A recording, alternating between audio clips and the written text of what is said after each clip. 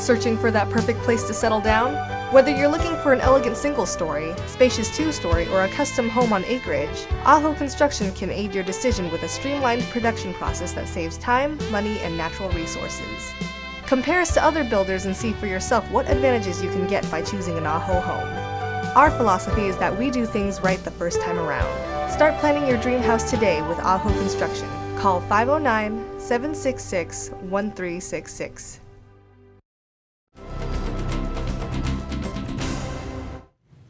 In Northwest news, the mother of a 9-year-old girl who was arrested, handcuffed, and put into adult jail in 2013 talked about the incident in front of a Portland panel. Latoya Harris says she'll never get that image out of her head. Reporter Joel Iwanaga has more. My daughter got scared. She was scared. An emotional Latoya Harris relives her family's personal nightmare when 2 Portland officers came to her house and arrested her 9-year-old daughter. I'm told the child was still wearing a swimsuit at the time of her May 2013 arrest. I'll never get the image out of my mind. They handcuffed her and walked her about 2 feet to the cop car and took her downtown. Harris's daughter had gotten into a fight with another 9-year-old at the Boys and Girls Club days before the arrest. She and her lawyers testified before the Citizens Review Committee and are demanding sweeping police bureau policy changes when taking young children into custody. They treated her like a hardened criminal. It just should not have happened. I checked into police bureau policy. I found the officers did nothing wrong, but the bureau admits there is a gap in policy. They call these officers' actions excessive and want policy changed. My daughter has never been the same after this. We're talking about a straight A, spunky, sassy, sensitive girl who now is sad and angry. Police tell me handcuffs are used for safety reasons and not to intimidate even a young child. But Harris calls the move bullying and objects to the officer's action. A state fish and wildlife officer issued a written warning to a man who drove while his wife shot video of a moose running through a Wenatchee neighborhood. Enforcement Officer Graham Grant told the Wenatchee World the department wants to make a statement that it's unlawful to do anything to harass a moose. He says the moose was obviously in distress last weekend and ran toward a parking lot and traffic because the car was following it. Grant says moose should be left alone to find their own way.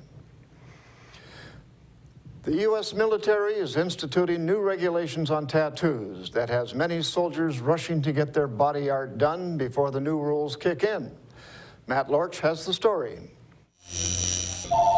We can needle tattoos. The military base is just right there down the street from us. For tattoo shops near JBLM, military means big business. We get a lot of the military guys coming in that have just come back from deployment or getting ready to go. And right now, business is buzzing. They're trying to get in before they have their pictures taken to get them all done. Soldiers say they are racing to get tattooed before the ink dries on some new restrictions for body art. I think it's bogus, you know.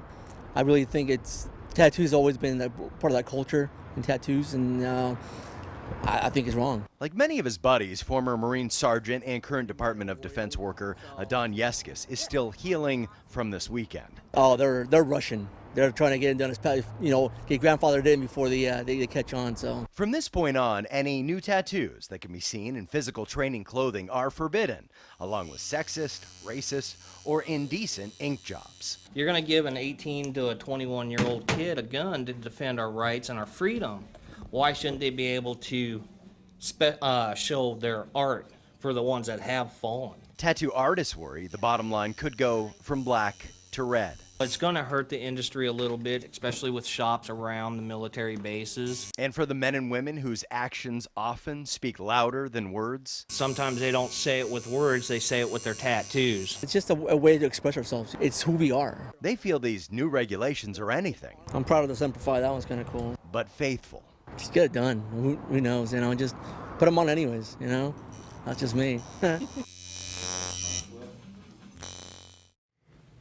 And that's going to do it for us here at iFIBER 1 News. We want to thank you for watching, and we'll see you again tomorrow.